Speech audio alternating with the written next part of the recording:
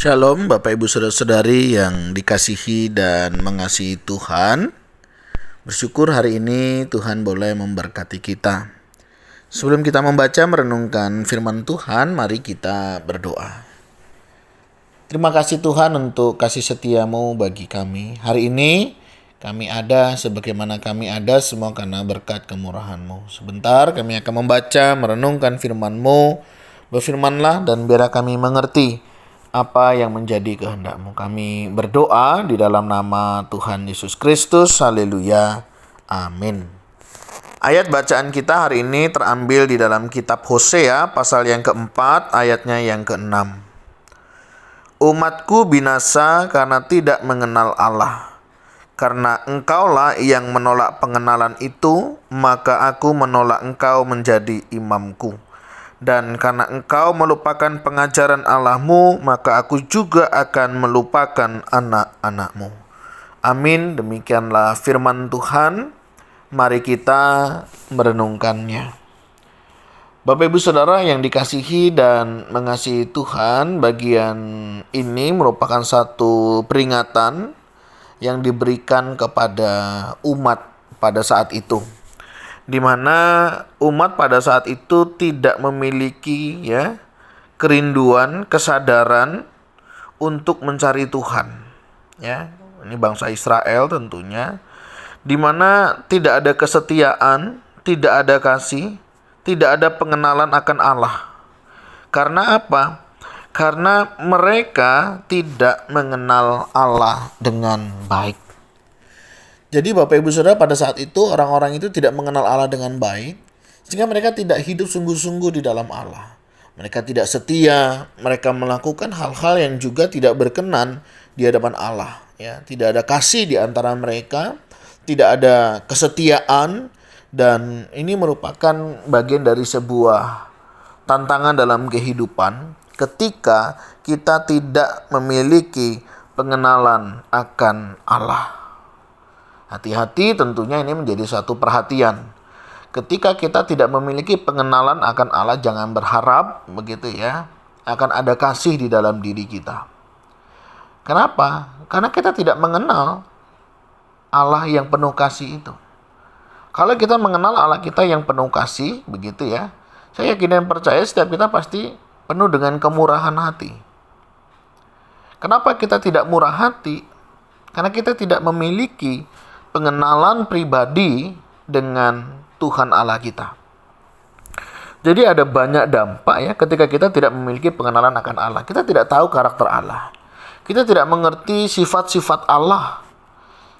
Dan tentunya kita akan hidup semau kita sendiri. Bayangkan kalau itu terjadi di dalam kehidupan kita. Sebagai seorang ayah misalnya, kita tidak memiliki pengenalan akan Allah yang baik dan benar. Sulit rasanya untuk kita boleh menjadi seorang ayah yang baik buat anak-anak, bukan? Kita akan menjadi seorang ayah yang mewarisi sifat karakter dari ayah kita. Syukur kalau ayah kita adalah ayah yang takut akan Tuhan. Tapi bayangkan kalau ayah kita bukan seorang ayah yang takut akan Tuhan. Bapak Ibu Saudara bisa menyadari hal ini ya. Kita berjumpa dengan banyak orang, laki-laki atau seorang pria, yang dimana dia tidak mendapatkan sosok seorang ayah yang baik. Kehidupannya pasti akan berbeda. Berbeda kalau dia mendapatkan sosok ayah yang baik. Pertanyaannya, masalahnya kita nggak bisa saudara memperbaiki generasi di atas kita, bukan? Tapi kita punya tanggung jawab memperbaiki generasi kita dan generasi yang ada di bawah kita. Misalnya kalau kita sebagai seorang ayah, mari kita menjadi seorang ayah yang memiliki pengenalan yang baik akan Tuhan. Sehingga kita tahu karakter Tuhan di dalam kehidupan kita.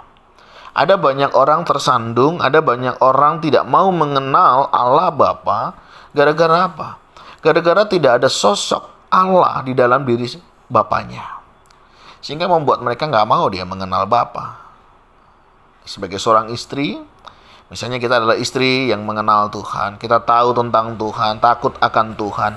Saya yakin dan percaya, nilai-nilai kebenaran Tuhan juga akan ada di dalam hidup kita. Dan tentunya kita akan melakukan sesuai dengan kehendaknya. Sebagai seorang anak yang mengasihi Tuhan, saya yakin dan percaya, dia juga akan mengasihi orang tuanya. Dia akan mengasihi keluarganya. Kenapa? Anak yang takut akan Tuhan. Tapi coba kalau setiap kita tidak memiliki pengenalan akan Tuhan. Siapa Tuhan itu? Siapa kita? Tentunya hidup kita akan suka-suka kita sendiri. Dampaknya ada banyak dampak yang kita bisa rasakan. Ya, kita tidak akan menjadi satu pribadi yang sesuai dengan kehendak Tuhan. Bapak Ibu Saudara, pengenalan Allah ini penting. Karena jika tidak, firman Tuhan ingatkan, umatku binasa karena tidak mengenal Allah. Hati-hati kita ketika tidak mengenal Allah dengan baik. Mengenal artinya ya peduli, mengerti, ya, memahami, punya relasi, mengakui, ya. Ini hal-hal yang perlu ada di dalam diri kita. Bagaimana pengenalan kita hari ini akan Allah? Sudahkah pengenalan kita akan Allah mempengaruhi kehidupan kita? Mempengaruhi relasi kita? Mempengaruhi cara kerja kita? Ya, mestinya orang yang mengenal Allah, hidup di dalam Allah, kerjanya lebih tanggung jawab, bukan? Lebih sungguh-sungguh lagi.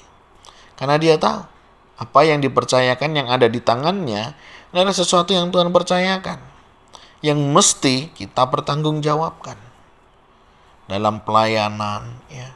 Ketika kita menyadari begitu, ya, hak istimewa yang Tuhan berikan sebagai seorang untuk melayani. Oh, ini istimewa sekali Bapak Ibu Saudara, ya. Melayani raja di atas segala raja. Banyak orang hari ini pengen, ya, mengabdi, melayani negara. Wah, mereka berjuang sedemikian rupa, ya, supaya dapat begitu, ya, posisi-posisi tertentu. Hari ini saudara diberi kesempatan untuk melayani raja di atas segala raja. Apakah kita bisa meresponinya juga dengan baik? Penting sekali, ya, pengenalan kita akan Tuhan. Kenapa? Tak kenal, tak sayang kita. Kadang sudah kenal pun tak sayang juga kita, kan? Sebab itu saudara, mari miliki pengenalan pribadi akan Tuhan. Jangan sampai, ya, kita binasa karena kita tidak memiliki pengenalan akan Tuhan. Bagaimana ada orang-orang yang tidak mengenalnya? Ini menjadi bagian kita untuk kita boleh, ya, mengenalkan Kristus bagi mereka dan membuat Kristus terkenal di dalam hidup mereka. Penting, itu menjadi bagian kita, ya. Jadi kalau hari ini kita sudah mengenal, mari kita bagikan pengenalan kita akan Tuhan, ya. Pengalaman kita misalnya, ya, Allah atau Tuhan sebagai penyembuh. Kita punya pengalaman Tuhan menyembuhkan kita. Kalaupun kita nggak disembuhkan sebagaimana yang kita mau, paling tidak ada pelajaran, ada hikmat yang Tuhan berikan melalui sakit penyakit yang kita alami. Sehingga kita tidak hanya melihat satu sisi saja. Pasti ada maksud Tuhan di balik setiap sisi yang ada. Misalnya Allah sebagai sumber pertolongan. Ketika kita berdoa, kita mengalami pertolongan demi pertolongan Tuhan, mujizat demi mujizat. Saksikan, bagikan. Supaya apa? Orang juga boleh mengenal. Ketika mereka dalam pergumulan, ketika mereka dalam masalah, mari kita saksikan kasih dan kebaikan Tuhan. Sehingga ada banyak orang mengalami pengenalan akan Tuhan. Tentunya bukan hanya kata orang nantinya, tetapi pengalaman kita sendiri dan pengalaman orang lain bersama dengan Tuhan. Ayub dulu juga begitu. Dulu aku kenal Tuhan baik, itu kata orang. Tapi sekarang aku mengalaminya. Bukankah Bapak Ibu Saudara juga rindu memiliki pengenalan akan Tuhan secara pribadi? Mari kita bangun relasi kita dengan Tuhan. Baca firman, renungkan firman, dengarkan firman, lakukan firman. Mari Bapak Ibu Saudara, makin kenal kita makin tahu karakter Tuhan. Makin kenal makin kita tahu siapa Tuhan kita. Dan kiranya setiap kita boleh didapati, ya, memiliki pengenalan pribadi yang baik dan benar, sebagaimana Tuhan nyatakan melalui firman-Nya.